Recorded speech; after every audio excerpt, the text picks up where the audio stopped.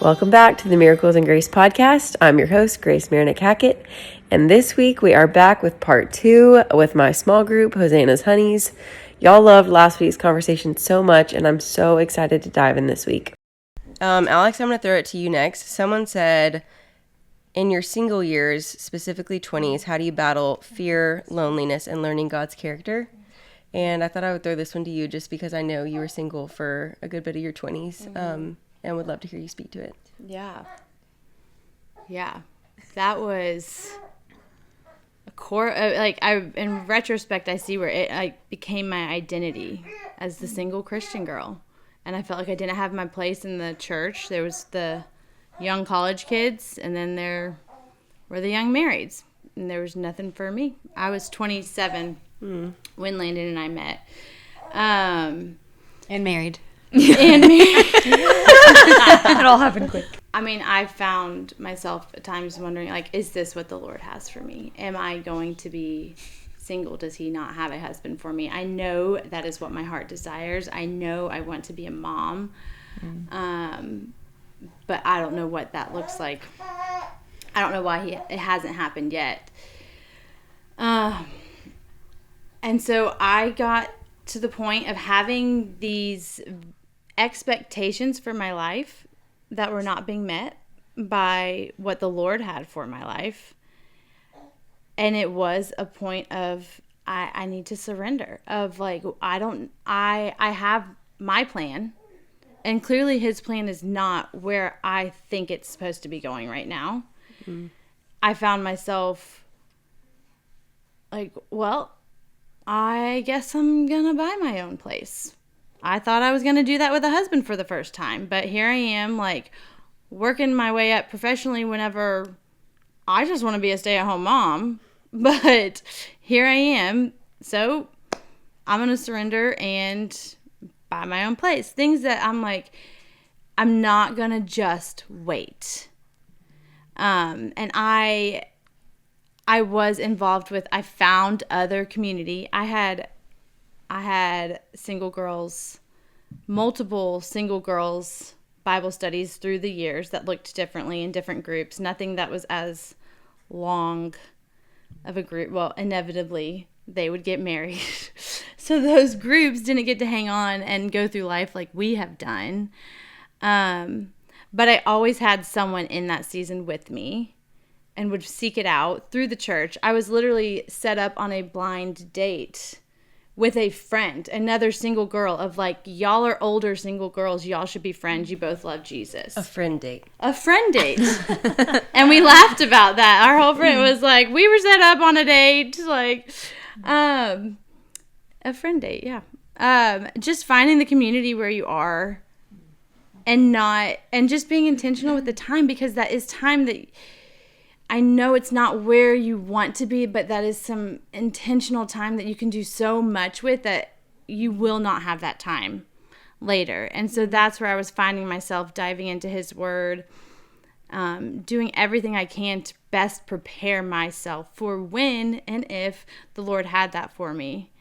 I would be best prepared when it came. And it was not fun. My heart still hurts whenever I meet the single girls who are desiring marriage. I still feel that. Even since we've been married, we've met people and I'm she's like me. Lena's she's not like you. You're married now. I'm oh, but I still identify as that at times. My heart is still I'm that single Christian girl.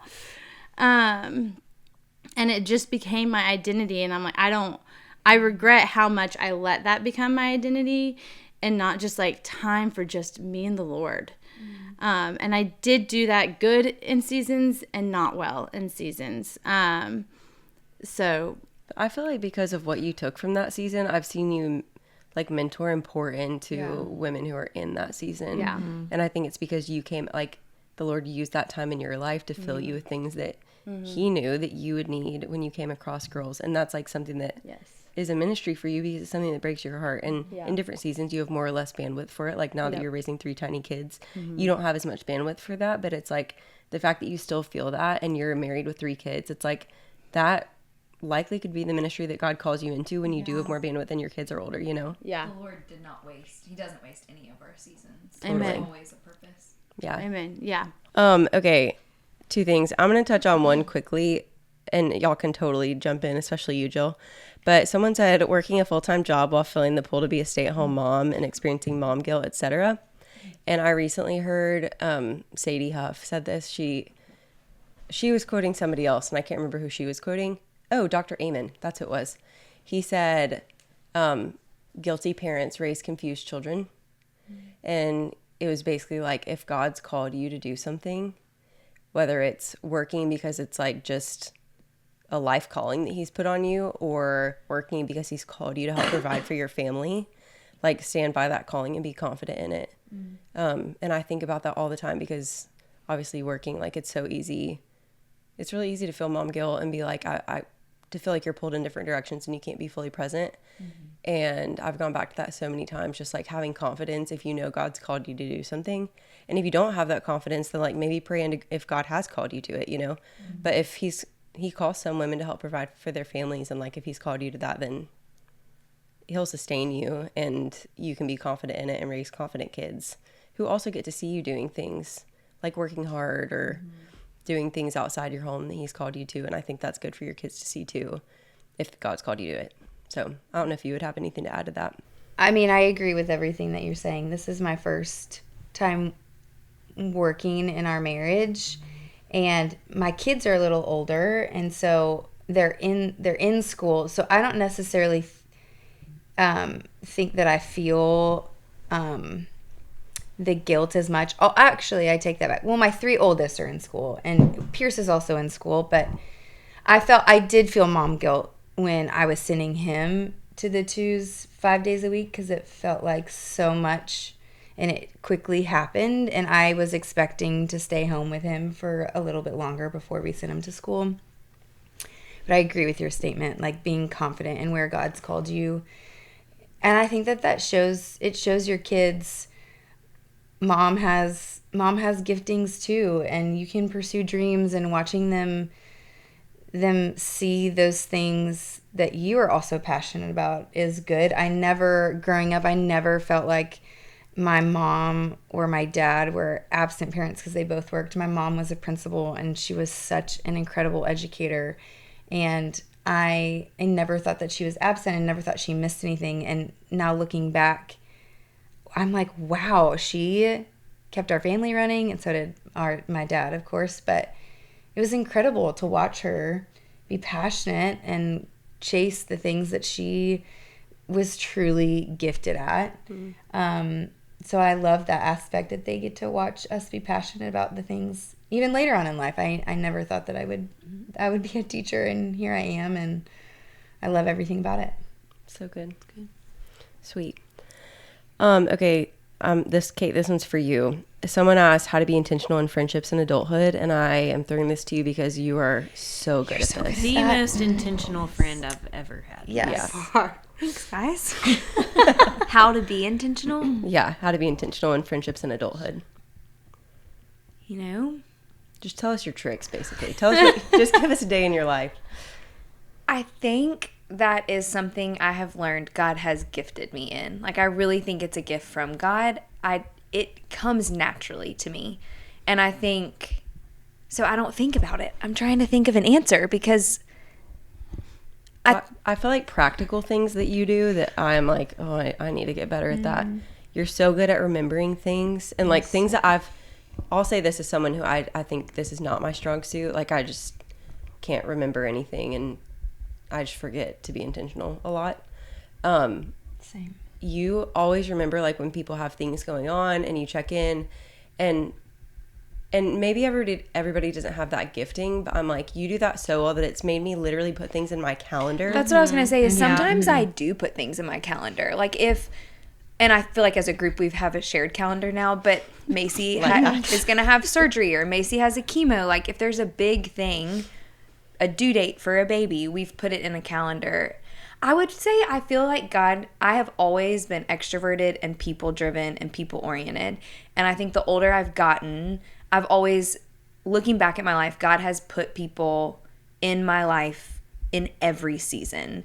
And that is a testimony to just God wiring me and creating me in a certain way, and then providing me with people in my life in all seasons. And y'all, I feel like, are such a big testament to that. But I think practically, it's just if somebody shares something, I don't know. I really don't have an answer to that, because I just feel like if Macy shares she's going to have surgery or has chemo on a Tuesday, then when Tuesday rolls around, I'm like, oh, it's Tuesday. Macy has chemo today, so I'm going to check in with you. I think you also just have like the biggest heart, and you genuinely care.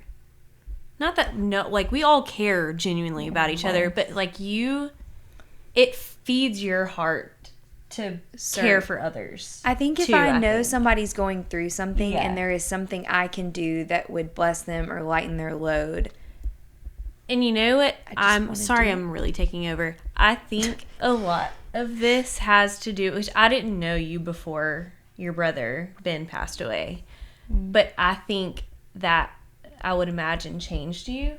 Yes. And when you experience that tough of a like grief like that, or something really hard in life, you care more about others and care more about what they're going through, because you've felt that before. And I feel like, so my brother had cancer and he passed away 11 years ago, and some of y'all knew me through that season, and if not, like, Landon was really good friends with my brother. There's a lot of connections, but I think the Lord put so many people in my life, specifically a very close friend, Sarah, who loved me so intentionally through a really hard season, and my whole family, that I was a recipient of people being intentional with me, and it does just sort of overflow into. I think that has happened to me also recently. Yeah, I like think with not being you being so intentional, and y'all and everybody being so intentional with me has made me be like, I want to care more for others, because it is really, you have no clue what it means to somebody. It's like you just don't know. Yes, I was going to say, I think the best way to be intentional with the people around you is to not be afraid of being too much. Like if which I naturally feel like I'm too much sometimes around people. And so I think knowing like it can be as simple as a text or I had a really hard week the other week, and Macy sent me an Uber Eats gift card and was like, you're solo momming. Order yourself dinner tonight. Way to call me out. You called me out, so I'll call you out. Yeah. But it's that type of thing. Like if God lays something on your heart, and I feel like sometimes it's taking a friend coffee, or it's a text, or it's going and sitting with a friend because I know they're lonely. Like be a doer. Don't sit back and see needs and be overwhelmed with what you could do. Just do it. Yeah, That's really good. Is that? I want to be so good. more like y'all. But I do think sometimes it's this is not all, but like I think sometimes I do it to a fault where like I really should focus more on my own family and like being more present with the way that I feel like I do it with friends. Sometimes I'm like, I need to be more intentional with my husband and my kids. It's so much easier sometimes to do it outside of the home, and I feel like God has recently been bringing me into a season of being intentional in my home. I think you're good. I mean, but it's a gift. Yeah. You can't ignore a gift. Yeah. But I hate to say it, but like I don't. It's good. Yeah. Sometimes I don't think about it. But sometimes I do put it in my phone. Yeah. Yeah. You also don't get your just feelings an angel. hurt. Yeah, she is. And you also don't get your feelings hurt like if someone forgets to text you back. Yeah. I'll be like a week later, be like, I'm so sorry. This was the nicest text I've ever gotten, and I'm a week late responding. And you're like, no biggie, was just making sure you're good. Like, you're not doing it to get something back out of it. You're just doing it because you're like, I just want to check on you. And I think that's what makes you such a pure, intentional friend. It's because it's like truly to check, not because you have an expectation of getting anything back. Yeah, that's true. I also want to piggyback on that and just say, I think we're all great at giving everyone grace here if you don't get a text back. Yeah. We all understand. Right. Any mom probably could say that. Totally. Yeah. But I think specifically for you, yes, it's hey, I'm genuinely checking in and I love you and I'm not looking for anything. Yeah. I think so much of my life, I never had like a group that poured into me. And I feel like when I have been in hard seasons, mostly when Hayes was a baby and it was a really hard season, like y'all all poured into me. So it's easy to pour into people there are seasons too where I think you have more capacity to pour into people, or there are some reasons you need to receive. But I feel like it does come naturally when it's mutual. Yeah. Like y'all have all poured into me and been intentional with me in seasons, whether it was in quiet, like an Uber Eats gift card, or You're the best. hey, you're solo momming, let's do it together. I know you're by yourself. Like Yeah, the gift of community, I guess. that's good. I also was just thinking about generosity. Like, Macy, that was so generous. And I think sometimes people feel like, well, they have a family of 5 and I don't have a $200 gift card to send them. So like, I just can't. But it's like, that was so generous. $25. I've just A lately been $5 thinking, Venmo for coffee. yes. The generosity isn't about the amount. It's about like giving sacrificially of what you have, whether it's your time, your resources, and like that amount looks different for different people. Right. And who doesn't enjoy being thought of? Like if Yeah. it's a text, if it's, True. I don't know, you feel seen. At the end of Yeah. the day, everybody wants to feel known and seen and loved. And it's not that hard to take a second to make people feel that. Yeah, that's a charge for anyone listening. If you're listening and you think of someone in your life that you're like, man, I'm so grateful for them, or they need extra love, do something right now or after you finish listening to this, whether it's like sending them a text or sending them A voice memo. a voice memo. We love voice memo in this group. Or like a coffee Venmo or an Uber Eats gift card. Just like, I mean, thousands of people will listen to this. And if thousands of people get off listening to this and do that, it's like, that's thousands of people that just got blessed. Well, and I think also, I feel like I've heard you say this a lot with your dad, and I feel like Kate does this very well. Of a lot of times, she's not going to ask you what you need. She will just give you something. And like even the day Macy got her diagnosis, Oh, yeah. That wasn't me. That was Ben. Well, but also that's this you- community. I Yeah. feel like Ben got in the came car. and picked up Everett and took him Just to for their you. house to play for a couple hours. I think his direct quote to you at process. one point was, all of our husbands went, there was an ice storm in Nashville, and all of our husbands went over to Macy and Tyler's to just help pick up, because it was all right around the time that you got diagnosed. And I think Ben looked at you and said, you can call the police and kick me off for trespassing, and then when my wife tries to come and take your kids for you, you can call the police and call her for kidnapping, but we're going to do it one way or the other. Yeah. Which there's a Yeah. balance of, you know. that Yeah, comes from the but- closeness. Yes. You can't do that just for Yeah. yeah. Yeah. But just showing up. Yeah, And maybe not physically, but right, like a text or a phone call or a voice memo or send them a card in the mail. How fun is that to get your own mail? Snail mail is so, I do think I've just desired Valley rich Collins. community, Which I can and you have speak to put that in to because get I've gotten it. so many Like cards in the mail. intentionality and intimacy, I feel like come hand in hand. Yeah. That's good. Intentionality. That is so true. That's so true. Okay, I have a serious life hack for the moms out there. Y'all may have heard me talk about Spry on here or on my Instagram, but if you haven't, Spry makes non-toxic oral hygiene products that my kids absolutely love, and honestly, they've become my secret weapon. They've got toothpaste and mouthwash for both kids and adults, which Davey and I love too. All are made with xylitol, which helps zap those nasty bacteria in your mouth. And let me tell you, my kids are so obsessed with the taste that they will do just about anything for their Spry routine. Finish their dinner? Check. Pajamas on? Check. They're brushing and swishing without a fuss, and it's honestly a win-win for everyone. So if you want to make oral care a breeze and keep all the smiles in your family healthy, give Spry a try. You can use my code GRACE for 20% off site-wide at sprysmile.com/grace. That's sprysmile.com/grace, which is all linked in the show notes. Okay. Now, I mean, we still have more Can't wait for questions, but this. I'm going to transition to a segment I texted all of y'all's husbands and my own individually and said, submit a question. It can be funny, it can be spiritual, whatever. And I'm going to ask all the girls on the podcast, and then we're going to also guess who submitted the questions. I was geeking last night at some of them, because also just like who they came from is so true to that person, you know? So let me think who I want to kick it off first with. Landon submitted two. Are you just going to say them and then we're going to guess and then answer? Yeah. Okay, great. And we can, people, like, if you have a quick answer or something comes to mind, share. We don't all have to answer every single one, but, Okay. Okay. I'm excited for these. Two of these are similar. I'm going to read both of them, and y'all have to guess who submitted each one, but they kind of land in the same the same question. answers. Yeah. Okay. The first one is, when you can't fix the thing that drives you nuts about your husband, what does surrendering that look like to you? Thomas Red Akins for 100. 100%. He's really in this like surrender era. Oh my gosh, that's hilarious. He's asked so many questions about surrender lately. Yeah, that's true. That was the his dead favorite giveaway. word, I feel like. Yeah. And then this is another one, which also has a little bit of a second question to it. What is one biblical wife trait you think you do really well, and one that gets tested immediately the moment your husband is being fully, in asterisks, himself? Who would say that? Wait, hold on. Read the first part again. What is one biblical wife trait you think you do really well, and one that gets tested immediately the moment your husband is being fully himself? What is that, Ben? Tyler? Is that Landon? Tyler?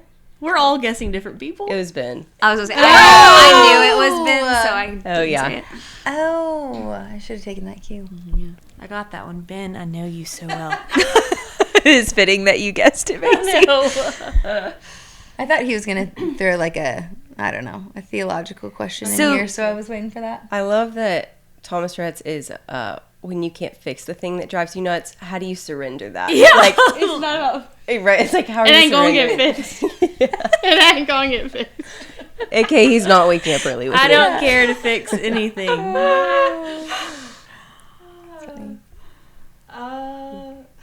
Go to therapy.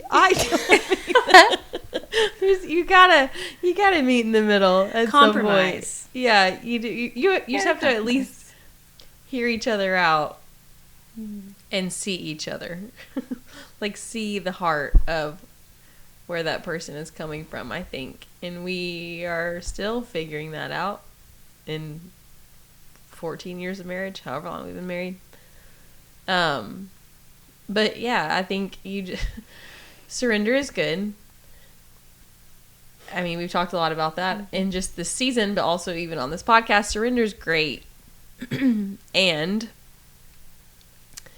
I think it's really important in marriage, I'm assuming that's what he's referring to, talking about husbands and wives, to like speak what's on your heart and for you to be seen and heard by your spouse.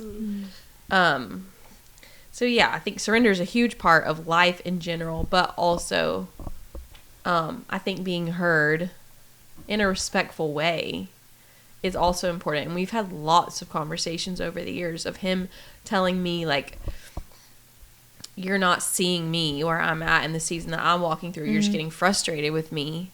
But, like, here's my heart in this, and I wish that you would lay your frustrations down and, like, see me where I'm at, and we can work through this. Or, and I know that we're kind of in that season the opposite way, where I feel like I'm asking him to see me a little bit more, which is probably why he's submitting that question. But we actually are about to go into counseling for the season that we're walking through. And I hope this doesn't turn into clickbait. That's usually what happens, is Thomas Rhett and Lauren's marriage is on the rocks, which is just ridiculous, because it's not.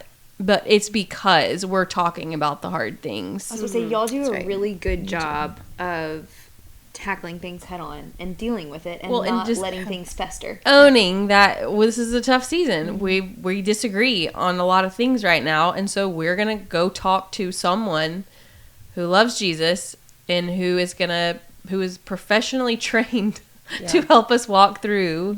Yeah. Because at the end of the day, we know that we've chosen each other and we've vowed to each other and to the Lord, more importantly, like, that we are going to see this through, and we are raising 5 children together, and because at the end of the day, that's what we want. We want to choose each other. We want to be on the same page, and a lot of times you're just not. Yeah. And that's okay. So yes, surrender things, but also I am a big advocate for say exactly what you're thinking in a respectful, kind way, and the person receiving it also has to be in a place of being willing to receive it and not just get upset and want to be right and both of us really want to be right most of the time. And so we really have to lay that down and be like, hey, you're not the enemy, I'm not the enemy. Let's figure this out, because at the end of the day, we're going to choose each other, because that's honoring to the Lord, and it's honoring to us, and it's honoring to our family that we're creating together. It's so good. It's good. For Ben's question, I feel like the longer he and I have been married, the things about him when he is most himself, is that how we worded it? Fully himself. Fully himself. I can so see him saying I feel like the things that maybe annoyed me the most about him, or sometimes still do, I'm aware that I have the exact same amount of things that annoy him. Like, we're both so imperfect, and we are doing our best in marriage while raising little kids to pursue each other and have a marriage that is thriving and not on the back burner while little kids' needs are on the front burner. What would you say? But that being said, I think the things that sometimes annoy me the most about him when he is fully himself, I don't even know what that means. I feel like I have the longer we have been married, and probably the more I've matured, I am able to see that God put those things in. He gave me a spouse with those things to refine me. Yeah. And that even we were talking about this morning, Ben is he loves to learn, and he loves to have explanations as to why he believes what he believes, and theology and all the things. And I wish I was that way, but I'm not. And I can see why God put me with somebody that is. And so I think some of the things when he is fully himself that annoy me the most are because I lack in those areas. And if I'm in a healthy place, I can view it as God gave me that in a spouse, because I lack in those areas, versus getting frustrated with them. Yeah.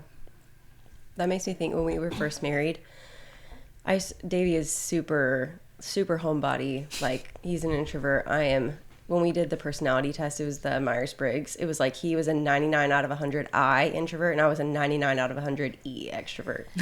So that was something we talked about in counseling, because she was like, y'all could not be more different in that area. And I think when we first got married, I just come out of college, and I was like, go, go, go, go, go all the time. And then we got married, and he was like, let's just be home. Like, let's say no to all these things. And I used to be like, he is being controlling. Like, he won't let me go do all these things. And I'd been independent. Like, I was in college. I didn't have a spouse to answer to. And it used to drive me nuts. And I would be like, it's controlling. It's yada, yada. He just is boring and doesn't want to go do anything. And I'm like, actually, you saying that makes me think. Over the years, it's something I've come to appreciate so much. And I actually love so much about him, because he has slowed my pace of life in a way that I didn't know that I needed. And I think if I had married someone that was just like me, I would probably be in a hole somewhere. So you both would be burning both ends of the candle at all times. Yeah. And it's like, it used to drive me crazy, and now I love it. And I'm like, you're right. We haven't had a night at home in 2 weeks. We should say no to that, even though my inclination is to say yes. And I think it's actually made me a lot healthier in a lot of ways, and in areas that I was kind of spinning in unhealth in college that I didn't even realize it. You know what I mean? It's funny how the things that drive you the craziest actually are, it's such a good word, like a gift from God, and something that you need. Which takes a while to get to that. Yeah. I feel like, a lot of times. Yeah. The next one is... This is Rex. Yep. No. Yep. Well, okay. The next one is, how did you get your wonderful husbands to allow you to have a girls' weekend, not only on Masters weekend, but also opening turkey season? Davey or Landon? It Well, would considering that would be- Davey's hunting now. hunting, Yeah, Davey. it was Landon. I was gonna say Landon. Landon's not a They must have- hunter they or must have a been- golfer. They must have been talking in the group They were text. they were certainly in cahoots, because Rex mentioned that. So that was a Yeah, group question. Landon took one for the team. Yeah, he said their group text is called Reject Passivity. And he said Reject Passivity is definitely buzzing with these questions right now. But Davey somehow managed to still go hunting. Yeah, we're at Lauren's farm for the weekend. And I don't know how we made it happen. We haven't done this in a minute, so. Couple years. We've planned this. It's been in the books for a long time, and we just didn't ever check the dates, and nor did they You only care about the masters. Care enough to check Okay, the dates a that week we before. told them. So Team planner over here. Yes. I texted the full group text Yeah, you did. and said, husbands, I am texting this so that you have it on your calendar. Truth. And your next text said, "Speak now or forever hold your peace." that actually is. Yes. And they That's did right. not That's speak. right. now. And the golfers in the group, Thomas, Rhett, and Tyler. I mean, Ben and Landon. Ben Well, does not Davey? golf. Not Ben really. is bummed Rex, that it's yeah. turkey season. He's at work. Oh, I so. mean, Rex is also, but he's also hunting right now too. So Thomas Davey Rhett's earlier this bus week. broke down on the way here today, so he was late getting my kids from the sitter. Honestly, it's a miracle that we're here. It is. It is. was he Yeah. at the Masters? But our husbands, no, Oh. he actually had a show. Oh, okay. He wishes he was at the Masters. Yeah. Yeah. Davey like- texted. Davey told me Really earlier wanna this go. week, "I'm gonna go turkey hunting Friday night. I'm gonna camp out and wake up Saturday." I was like, "No, you ain't." And he texted Thomas Rhett and said, "You gonna come turkey hunting?" He was like, "Didn't he say to you?" Thomas Rhett was like, "Hey, Davey asked me if I'm going turkey hunting." And I'm like, well, you can't go turkey hunting. We've talked about this, and Davey for sure isn't going turkey hunting because I know that me and Grace are doing the exact same thing, which is why you and Davey cannot go turkey hunting. And somehow Davey went turkey hunting. He sure did. Shout out to Annabelle. Yeah. Wow, AB. I know, so clutch. I feel like, I mean, the boys have had their boys' trips, and we are all so encouraging of that. And I mean, And we brought 3 babies along. I know. We have a babysitter with me and Kate's babies, and clearly Bravest present. So Yeah. So this is our time. Yeah. This is a long overdue time. I also think all of our husbands want us all to be together Yeah. and get time away. And all of us feel the same way about wanting, like, if we know any of our spouses are with somebody within this group, it's time well spent. yeah, so Yeah. true. I feel like we're each other's biggest cheerleaders. Yes. At the Yeah. same time. Yes. So I actually really think that question was kind of a joke. Yes. Yeah. Yeah. I think it just wanted to. I think they wanted us to brag on them. That they're all Landon. sacrificing. And Ben got the don't short of forget the stick. that He's at work. Landon submitted 2 questions, so we Oh. still I was have about to another say, one. I'm sure Okay. he got a Wow. serious one Classic. coming. Okay. Okay. Yeah. A deep Okay. dive. A deep dive. Okay. So much. Be honest. If your daily habits told the real story of your priorities, what's one small habit that shows that you're growing and one you might call out in yourself a little? Rex Brothers. Rex. Rex Brothers. Oh my. Dang, Say that one again, honey. He said, well, when I texted him about this, he said, so just to make sure it's supposed to be funny, but a little spiritual, but a little bit of a punch. Yeah? I'm like, A little bit of a punch. I feel that. He nailed it. Okay. Be honest. If your daily habits told the real story of your priorities, what's one small habit that shows that you're growing and one you might call out in yourself a little? I've thought a lot about this one, so I'm happy to kick it off because that one I was like, ooh, that's really thought-provoking. And we had a conversation about this morning. The one habit I would call out a little is my time reading the Bible is struggling these days. Like, I crave it so much. We were just talking about this earlier. And I'm just having such a hard time making margin. And it's like I long for it so much. I just need to have the discipline and get back into a rhythm. I think what we were talking about earlier was like it can kind of feel daunting when you have a good rhythm and your quiet time is so life-giving and you're reading and it's like coming alive when you're reading, and then you get out of that habit and getting back into it can feel like, how do I get back to that point and like where do I start to where it comes to life again and it like fuels me. But at the end of the day, you just have to start and you'll get to that place. So that is where I'm feeling convicted and is like very high on my priority list. I just have to put the rubber needs to hit the road. And I will say too, with accountability, like we texted a couple weeks ago and we were like, okay, everyone's going to set their alarm for 5:30. We're all going to, was it 5:30 or 5? 5:30. And we've done that in different seasons and set our alarms. And then everybody texts when they wake up and says, I'm awake or whatever. And then the week and I really was like, oh yeah, I'm going to do that. And then my kids just have not been sleeping. Same. Everybody got sick in my house. Yeah.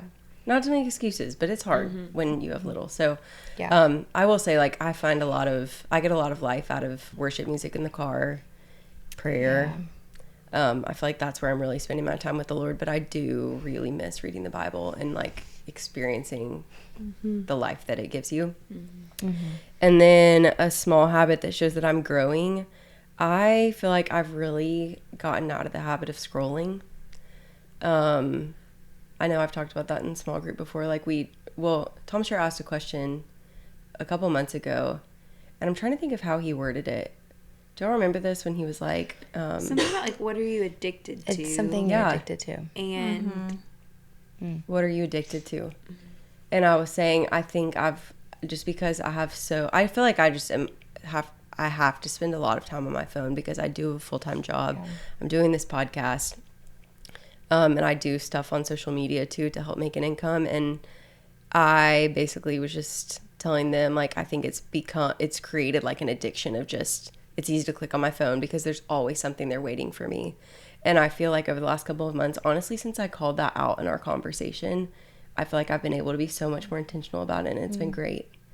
And I just don't want to miss my kids' childhood, you know? Mm-hmm. So that's my answer for that. Well, to answer Rex's question, you know, he always says you just have to show up, and that's the first step. Mm-hmm.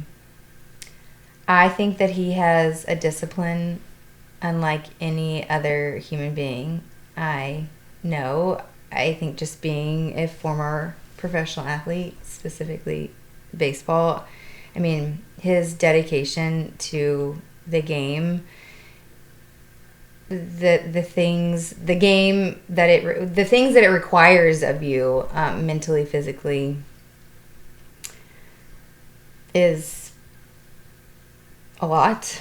And so I think that he has just worked at his craft and is determined and perseveres and has persevered through a lot just from the game of baseball. And so obviously now that he's retired, that has spilled over into everything that he does now. And I love that about him.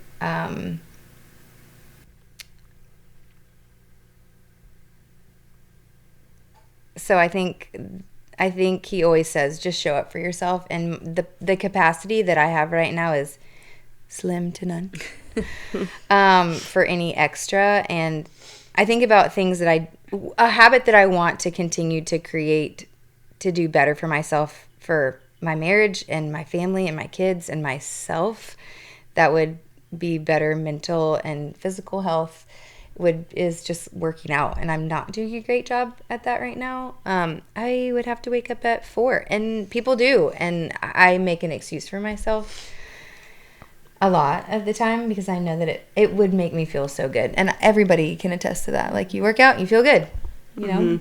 Mm-hmm. So that's an area of improvement that I need to make. But a thing that he said. Doing well. A small thing that a habit that shows you're growing. Yeah. Man. I mean, I think it's just showing up for work, because that's a new season. That's like, it's a huge life adjustment for me. So I think that, I mean, I also have no other choice, but I wish that would translate into the things that we would want to do at home, whether that's waking up early to read your Bible or waking up early to work out. All of those things translate. You have to show up for this. Why aren't you showing up for that? Because you think that you have some type of flexibility. I know I just answered that in a very roundabout way, but you've had some time to chew on that. But that's a great question. Well done, honey. I love that. Yeah, it's good. Anybody else? I overcommit. But that's not something that's not new. It just keeps showing up in different ways, I feel like, in my life. And I'm like, shoot, that's overcommitting again. So I'm trying to slow my roll on overcommitting. And I feel like y'all and some of my other really close friends are very good about, like, I have a friend who literally, shout out to Jamie, will text me just randomly on a random Tuesday and be like, just making sure you're still practicing saying the word no. And I so just, that's something that I just struggle with it so bad. And it does, you know, the people that feel it the most are the ones closest to you, which those people in my life are Thomas Rhett and our 5 kids. And so I hate that. I hate that, I can't remember who said this, where I heard it, or where I read it, but you saying yes to one thing is you saying no to something else. And so I'm really still in a season of like, okay, I don't think I have capacity for that, although I think it would bring me life and it's something I really want to do.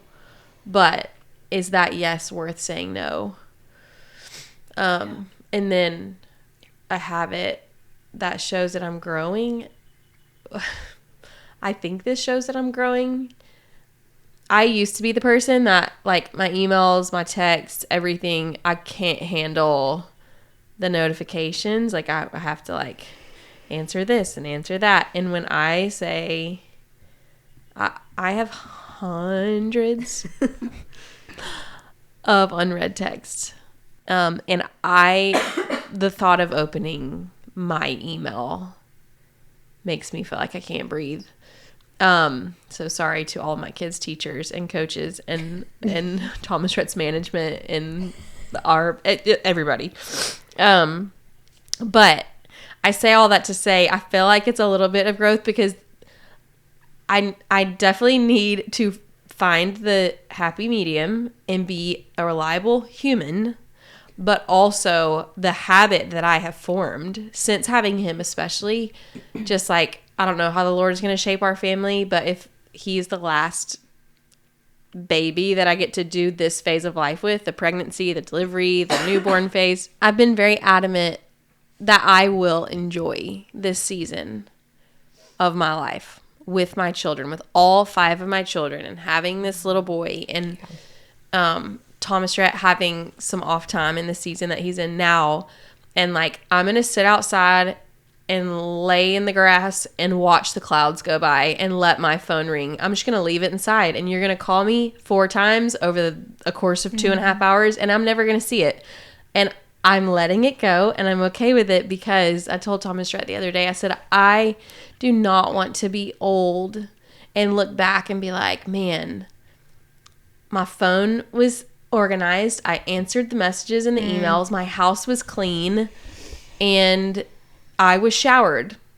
Showering's probably something everybody should do every day, but hygiene. I'm in a season, and I do those things with my kids right now, and I'm like, I don't think I'm ever going to regret this. Maybe I'm late to that meeting, or I missed this phone call, or whatever, but I am determined to look back on this phase of my life where I have my littles up under our roof and in the phases that they're in, and I am sorry to everyone that I've not been reliable to, but also I'm not sorry, because I am so enjoying the season that we're in with our kids. Really good. It's been sweet. So I'm going to get back to life eventually.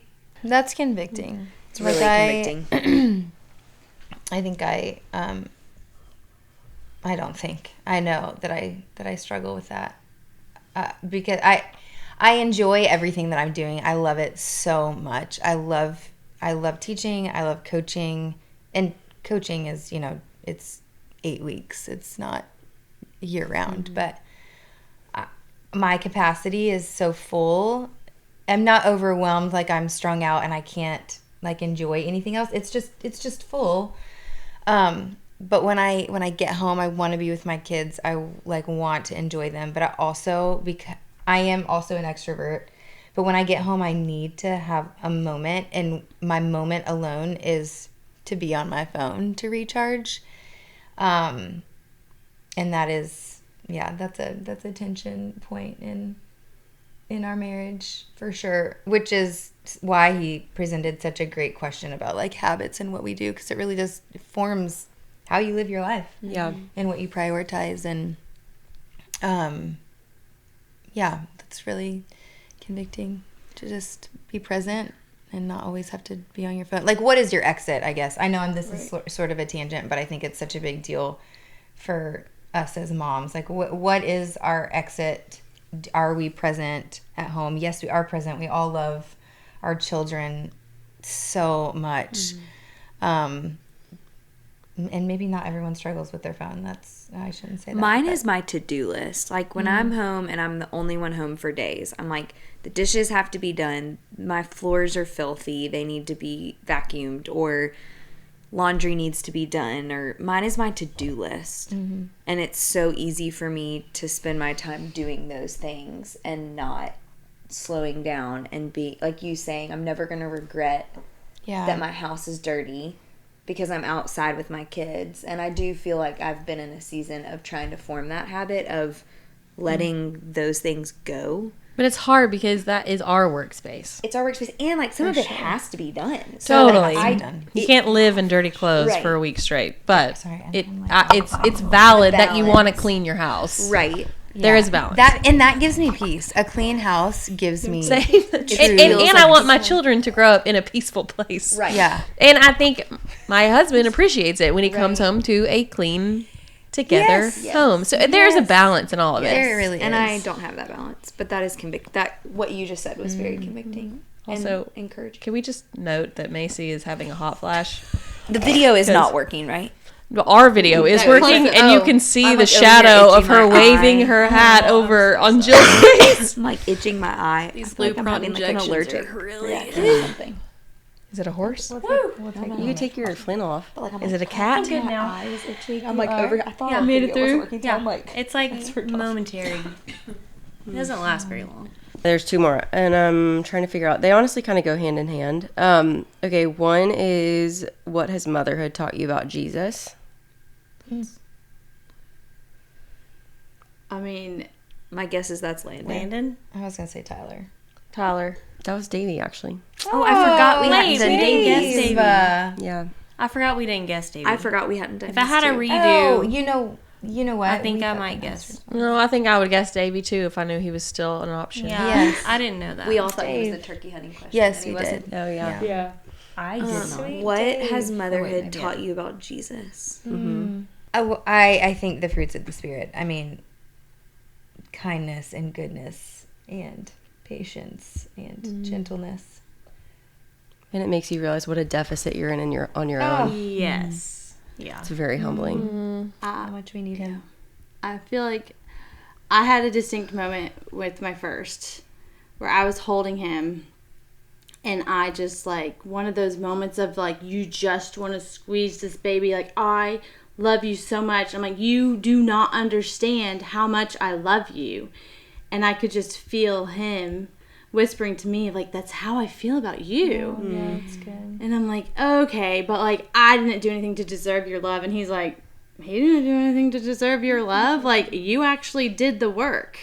Yeah. And you love him. And if anything, that your work is what makes you love him even more. And just like feeling that every time with our love for our children is just the revealing his love for us.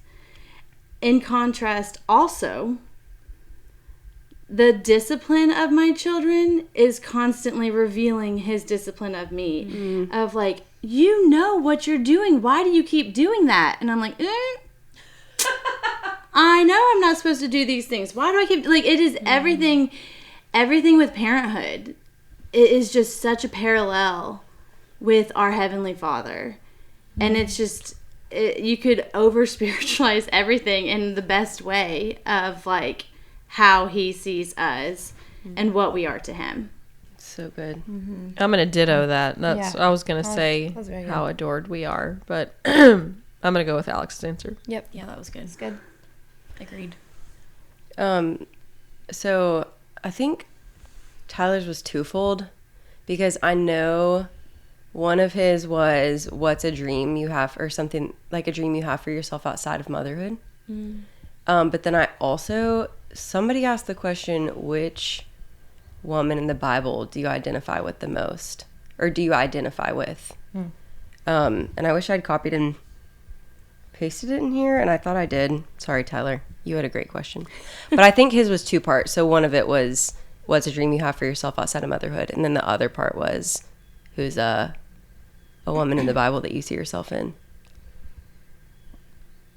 Which also, I can start with the woman in the Bible, because again, that's one of those that takes a minute to think about, and I've had a little bit more time. But honestly, it's Mary, for sure, since becoming a mom, because I think Easter, crushes me. Because you cannot it's always unfathomable to sacrifice your only child. But when you have a child and you're like imagining your baby going through what Jesus went through, and like not just your baby, but like the most perfect version of your baby that's never done anything wrong. Like you can't imagine it happening to your child who's broken and a sinner, and like we all deserve death. But like the most perfect child that has never done wrong by you or by anyone, that happening to, it has just brought a new appreciation to me, obviously for Jesus and the cross and what he did, but also for Mary as a mom. And even like what she went through getting pregnant, and the whole process, I think, just comes to life when you've gone through it yourself, you know? Yeah. Is it the story of Mary and Martha that are sisters, and one of them's doing stuff, and one of them is listening and at the feet of Jesus? I literally was about to say this, Kate, but continue. And is it Mary or Martha? Is it Martha? Martha's the one that's doing. That's doing. I relate to that. Same. And I feel like constantly I hear the Lord tell me to slow down and to rest and to stop doing. That's a word. And I so often, I like to think I'm the one that would be at Jesus's feet, but I am the one getting the to-do list done, which I kind of already said. So I think that's probably a painful who I identify with the most. I think I agree with you. I agree with who I identify with as far as Mary goes, just because I really struggle with like, and actually that's for sure why Tyler asked that question of the second part of the motherhood. Where do you see, like, what was it, a dream, or where did you see yourself Like outside what's a of goal motherhood? or a goal you have for yourself outside of motherhood, I think is what That's he for said. sure why he asked it, because that is I feel like that's my life, is like just like not overly obsessing, but like my children. I love my kids so much, as we all do. But like and that's something that I've told y'all that I struggle with, and is really hard for me to let go of them and give them to God and give them to the Lord, as far as like trying to protect them, keep them healthy, keep them safe, make sure that I like All of which is out of your control in reality. exactly. Yeah. Right. And so that is like I'm overly like I like stress about, are they going to be, are they going to be safe if they're doing this, or are they going to be, and I'm not like, I'll let my kids like figure it out at home, and like if you're going to do that, you're going to fall and get hurt. So I'm not like that bad of a helicopter mom, but that is something that I struggle with, is giving my kids to the Lord. That's really hard for me. And so I think that's probably why Tyler asked the second part of the question, is because my whole focus of my life since I had kids, like that's what I've felt like my purpose is to be a mom. And that's what I believe truly. But I have not, there was nothing else, like nowhere else I could feed into. I don't know, like I've always like felt like I just haven't known what I want to do with my life other than be a mom, and that's great. I mean, truly, like that's incredible. Like that's all that matters right now, is raising these kids to know Jesus. And so that's very important, obviously, but I think he has always seen me and been like, but what are you, like, is there something else that you want to do? And I know this is why I have cancer, is because that is my purpose, is to spread the word of Jesus, spread God's word, whether that's posting on Instagram or whoever I come in contact with and meet. Like, that is why I'm here. I feel so like that this is why this is happening. And so like that is the purpose now, outside of me raising my kids, is to spread Jesus. And so just like to whatever that looks like, but or like, and also to help other women go through what I'm going through. It maybe it's not the exact same situation, but I've felt so much purpose since my diagnosis. Does anybody like quickly have I feel like it's almost hard to think about what are dreams outside of motherhood, being in motherhood with such littles. I want to be a rodeo queen. Lauren wants to be a horse. Barrel racer.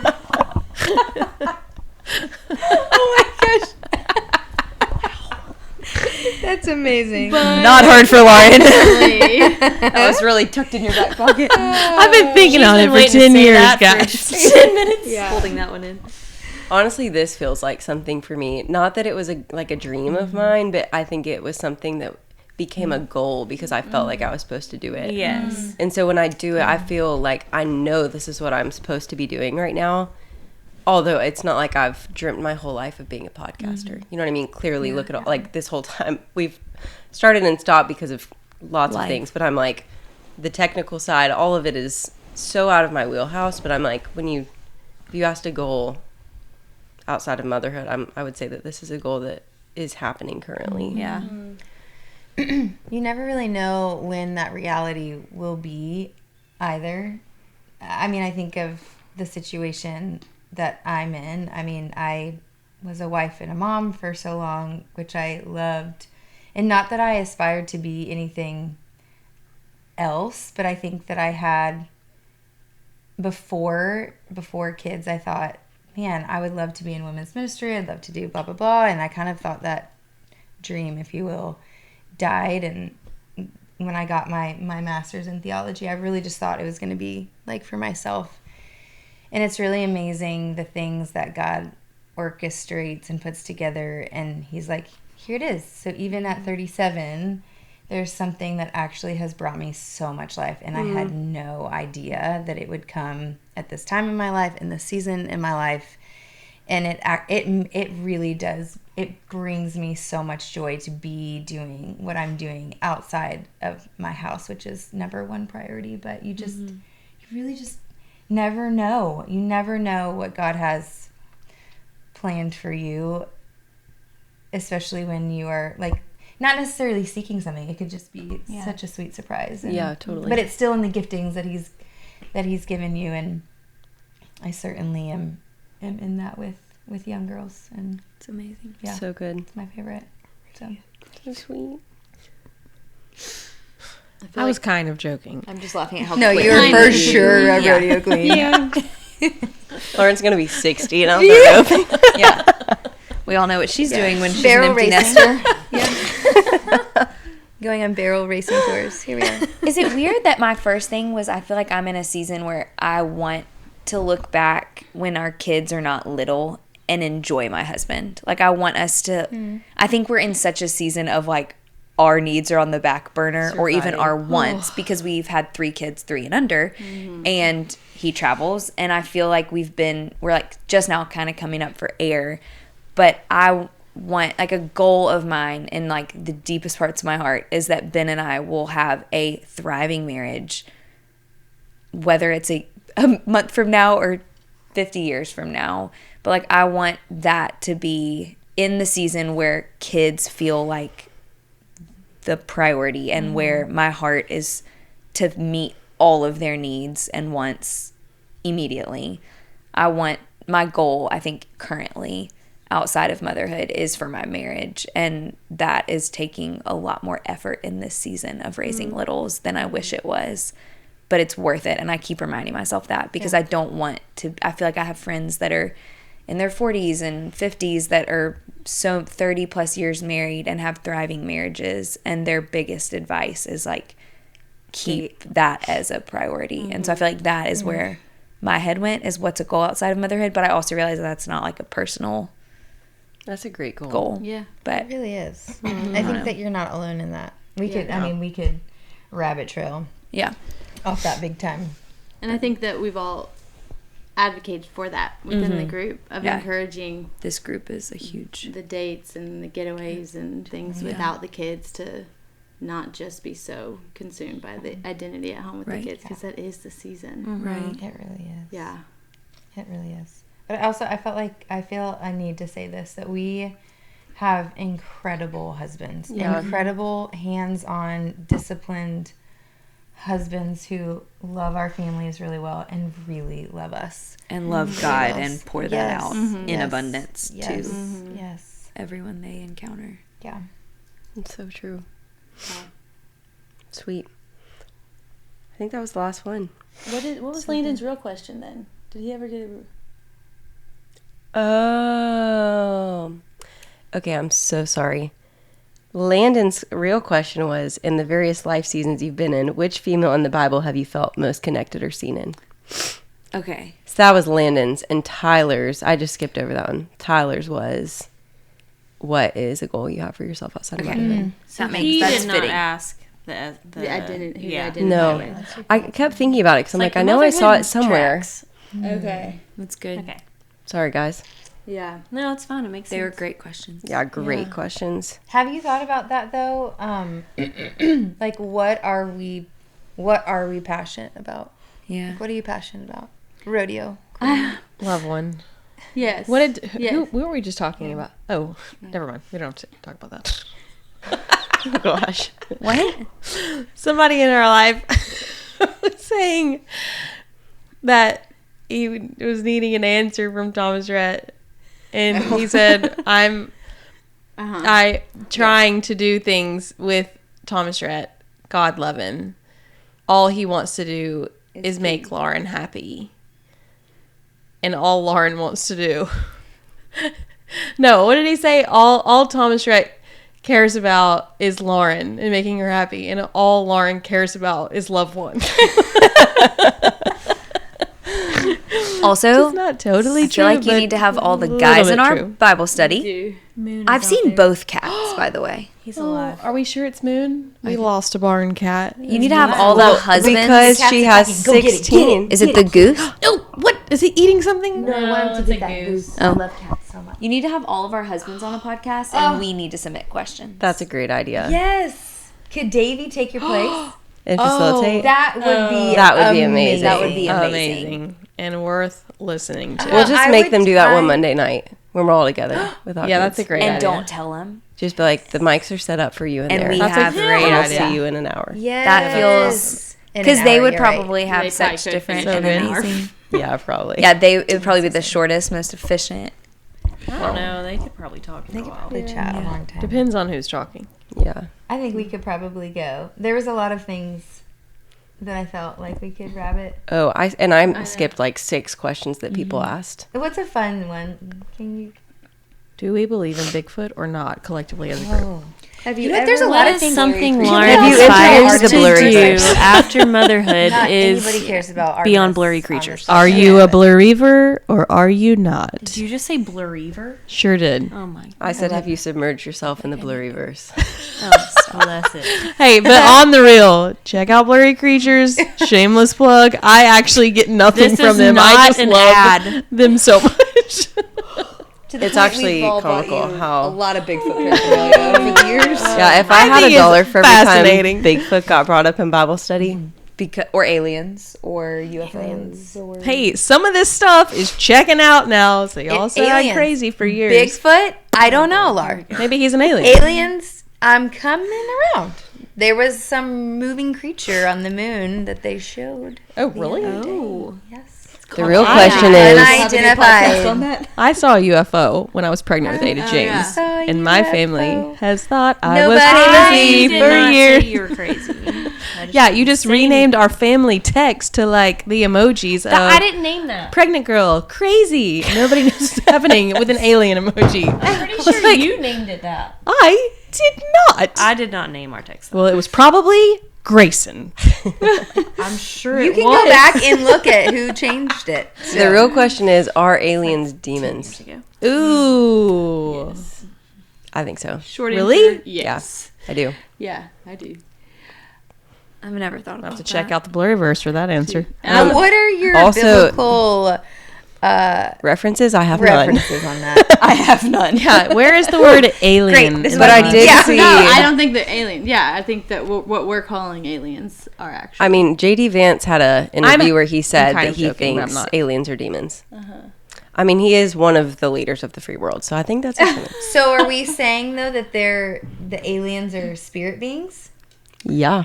yeah, I think there's just like Yeah. different places where the Sure veil am. is thinner. Yeah, and it's not. We're not actually seeing quote unquote what we imagine aliens as. We're just seeing the other side of the veil But sometimes. they're calling them aliens. We're 'cause calling they don't them know what aliens. it is. Yeah. Ooh, that's good. That actually This is the kind of stuff a I'm good telling theory, y'all. I guys. don't care and I don't think about it. Well, John, I know. Yeah. the perks of our were small talking about group- that. When you see a UFO, you will care, Kate. Yeah. Well, it was John came home from school talking about Bigfoot and made this whole Bigfoot book, and I'm like, you need to talk to Miss Lauren. Hey, my This is dad her saw expertise, Bigfoot not me. footprints. And you got a in the shout out snow. I did get a shout out. on Blurry Creatures. I mean, Did you? yeah. They said well- we have a well, submission he didn't from say my Gallatin name, but- or Goodlettsville, Tennessee. He said, yeah, Goodlettsville. this is up there in Goodlettsville, kind of near my stomping grounds. Wow. So another goal for you would be to be featured on Blurry Creatures. I kind She of would like I to That's be your a passion. podcast. That's your passion right there. Yes. So if you're hearing this, call Lauren Akins. Yeah. Okay, well, I think we've hit everything. This has been so fun. Thank y'all for doing this with me. chaos. Thanks for having us. Love y'all. Love you.